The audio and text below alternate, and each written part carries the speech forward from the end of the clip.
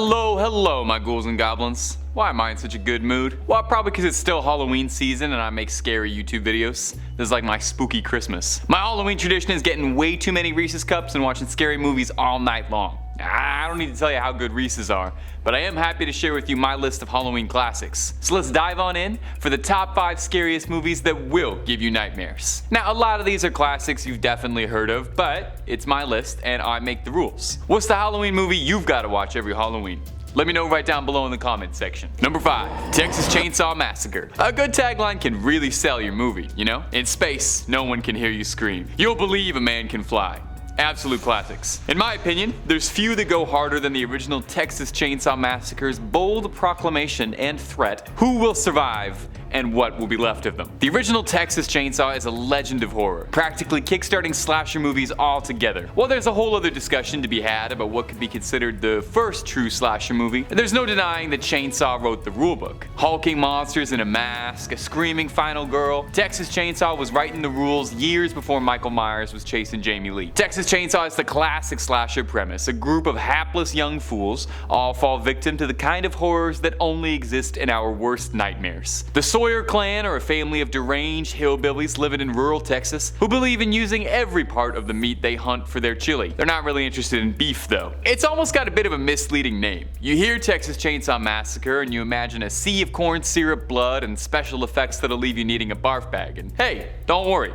The stream of sequels and remakes that followed definitely do get there. The 2006 one is maybe one of the grossest movies I've ever seen. But the original is a much better made movie than any of that. It's honestly not nearly as gory as the title would have you believe, and would probably be considered tame by modern standards. I'd go so far as to say it's a masterpiece. Few movies capture the feeling of true insanity the way this one does. The screaming, the hooting, the hollering, being hunted by the Sawyers is the kind of fear that feels like it belongs in an evidence locker, not in a theater. It says something that in a study using Texas Chainsaw as a litmus test for audience perceptions of horror movies, the survey came back saying that the scariest thing in the entire movie was not the monsters or the chainsaws, but just the screams of the victims. Hey, enjoying what we do?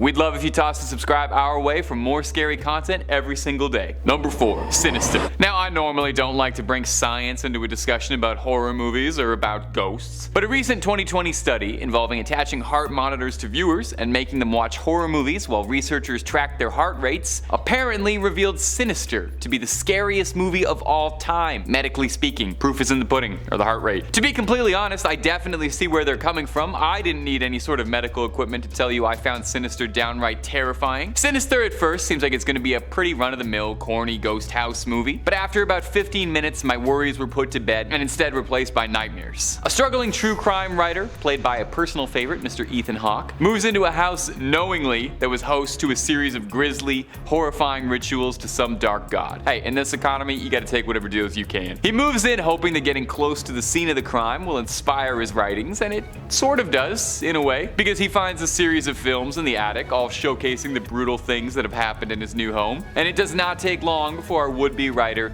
is obsessing over his home movie collection, letting it affect his work, his family, and his brain. Another great one where you're never sure how supernatural things are until you're extremely sure. Ethan Hawke rides the line well between kind of being dumb enough that you sort of think he deserves what's coming to him, but also sympathetic enough that you don't want to see him get grabbed anytime soon. A fantastic score sets the tone, leaving you always just a little anxious and your heart never quite slowing down enough to breathe. The scenes of the home movies in question are actually some of the scariest things I think I've ever seen in a Hollywood flick, and definitely deserve special mention, as they're probably the highlight of the film. Disturbingly real enough to seem like they might actually have happened, and restrained enough as well that it never dwells on the violence too much, letting your imagination fill in all the horrible, horrible blanks. Number 3, Saw. Now, Saw is hardly underrated or some hidden gem. They made 9 of them. I think everyone knows about Jigsaw and his sick little games by now, but that doesn't stop the original 2004 film from being one of my go-to Halloween movies every year. Equal parts detective thriller and equal parts stomach-churningly terrifying, there's a simple elegance to the first Saw. Before the storyline became so convoluted you needed a historian to help you navigate the timeline and secret double crosses, backstabs, betrayals, and secret jigsaws, there was just 2 men, a freaky little puppet, 1 rancid bathroom, and a saw. The movies get ridiculous very, very fast, with Jigsaw's level of control varying from superhuman levels of planning to straight up bad man, bad guy in some of the sequels.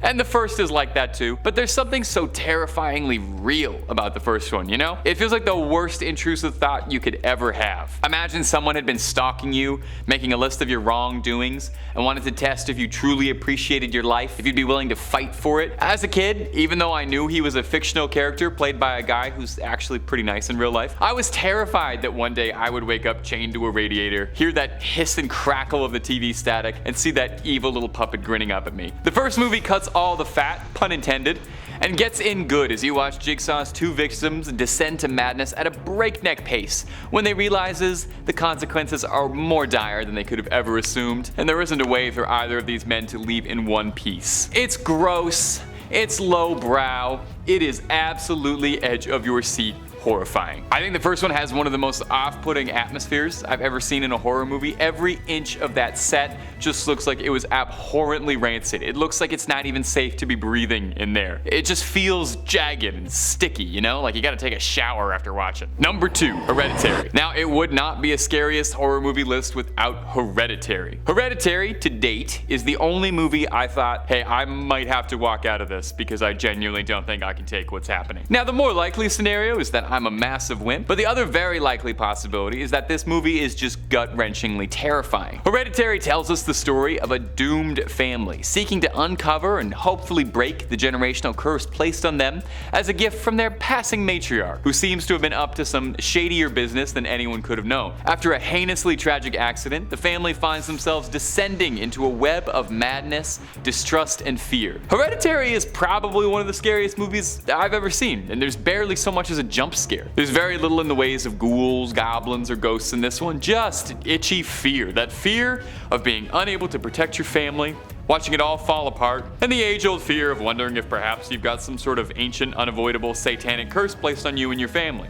You know, regular stuff. The movie builds agonizingly slowly, leaving you waiting and wondering the entire time if there really is anything supernatural happening or if you're just driving yourself mad wondering while you watch. If you like a slower burn kind of horror movie, then Hereditary is perfect for you. It's full of the kind of nightmarish imagery that isn't leaving you anytime soon, and that's where it scares best, showing you something for just a second or two that you would never want to see in your life, ever, not dwelling on it too long, but just enough to stick in your head like a bad dream, and then appear in your bad dreams every night thereafter. Number 1, Halloween. Okay guys, I'm gonna come clean, I'm gonna be honest. This whole channel is all just a big ruse for me to talk about the Halloween movies. All the other videos are nothing more than a facade for my real goal, to talk about Michael Myers and his sometime sister Laurie Strode. The Megalodon? Ghosts? Aliens? All my lesser muses. Compared to some other entries on this list, or even its many sequels, the original Halloween is downright tame in terms of blood and gore. In fact, there's actually barely any blood and no gore. A stark contrast to Rob Zombie and David Gordon Green's approach to the boogeyman. The original really focuses on the cat and mouse game between the Shape and his obsession, Laurie Strode. Most horror movie protagonists, usually the protagonists, have condemned themselves to some karmic fate. Like I mentioned, the guy from Sinister chose to watch all those scary tapes. The counselors who venture to Camp Crystal Lake every year, despite the warnings,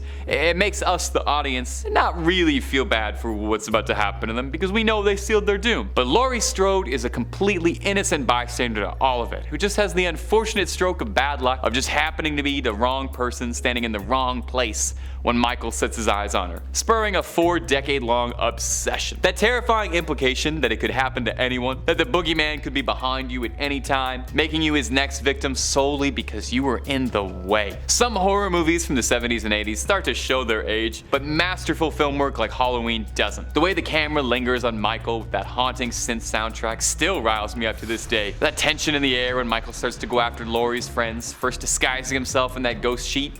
Hey. Other movies always walk the line with what Michael is, with some of them offering detailed backstories. Sometimes he's born out of a dark cult, sometimes he had a troubled childhood and no one but Rob Zombie understood him. But in the original, we get the most concise, simple, and effective explanation. He's evil. He's just pure evil behind those black eyes, and that is the scariest answer imaginable. That's all for this video, my little ghouls and goblins. Thanks so much, keep it real, and I'll see you in the next one.